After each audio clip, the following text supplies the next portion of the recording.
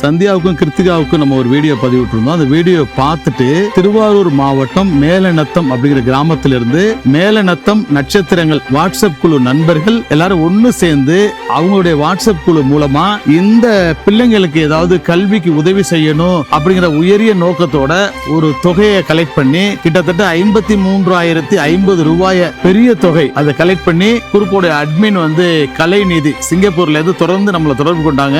அவங்களுடைய நண்பர்கள் வேலாயுதம் மணிவண்ணன் 2 பேரும் வர்றாங்கன்னு சொன்னாங்க. அவங்கள ரிசீவ் பண்ணி கூட்டிட்டு வந்தோம். மாணவிகளுக்கு அவங்க கலெக்ட் பண்ண அந்த பெரிய தொகையை இப்ப கொடுக்க போறாங்க.